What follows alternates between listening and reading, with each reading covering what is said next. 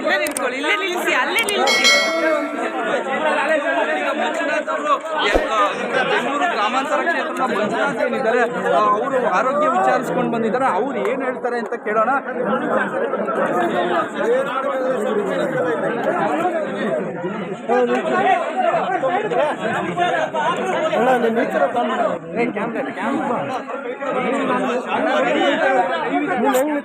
Sir ಹೇಳಿ sir, ಹೇಗಿದ್ದಾರೆ sir? ಮಾತಾಡಿದ್ರ? ನೋಡಿದೆ, ನಾನು ಮಾತಾಡಿದೆ ಮತ್ತು ಪರೀಕ್ಷೆ ಕೂಡ ಮಾಡಿದೆ. ಅವರು ಏಕಾಏಕಿ ಇದ್ದಾಗೆ ನಮ್ಮ ತಲೆ ಹಿಂಭಾಗಕ್ಕೆ ಜೋರಾಗಿ ಪೆಟ್ಟು ಬೀಳ್ತು. ಆ ಸಂದರ್ಭದಲ್ಲಿ ಒಂಥರ ಉರಿ ಬಂತು ಅಂತ, ಅವ್ರ ಕೂದಲು ಕೂಡ ಬಂತು ಅಂತ. ಮುಖ್ಯವಾಗಿ ಅಂದರೆ ಮೊಟ್ಟೆ ಜೊತೆ ಇನ್ನೇನಾದರೂ ಒಂದು ಗಟ್ಟಿ ಪದಾರ್ಥ ಏನಾದರೂ ಇದೆಯಾ ಗೊತ್ತಿಲ್ಲ ಅದು.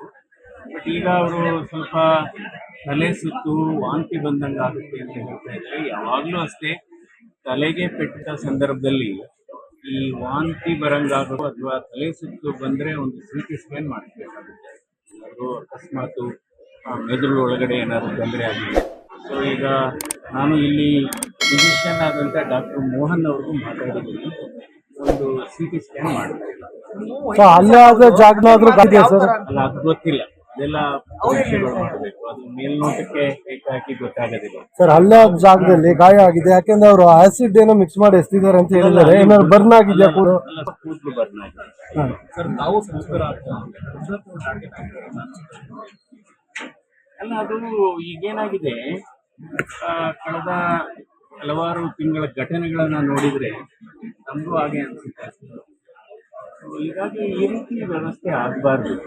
ಯಾಕೆಂದರೆ ಈಗ ನಾವು ಈ ವರ್ಷ 75ನೇ ನಮ್ಮ ಸಂವಿಧಾನ ದಿನಾಚರಣೆಯನ್ನು ಆಚರಣೆ ಮಾಡ್ತಾ ಇದ್ದೇವೆ.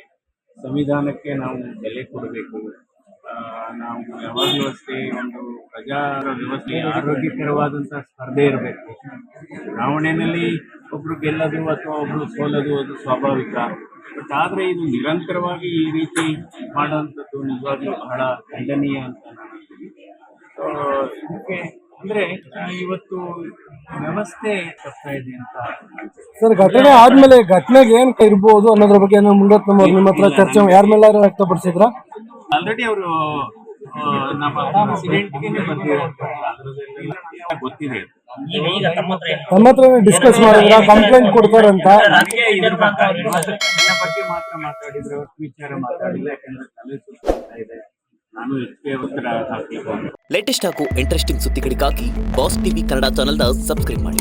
ಹಾಗೆಯೇ ಬೆಲ್ ಐಕಾನ್ ಪ್ರೆಸ್ ಮಾಡಿ. ಇದರ ಜೊತೆಗೆ ಫೇಸ್ಬುಕ್, ಇನ್ಸ್ಟಾಗ್ರಾಮ್, ಎಕ್ಸ್ನಲ್ಲೂ ಮಿಸ್ ಮಾಡದೆ ಫಾಲೋ ಮಾಡಿ.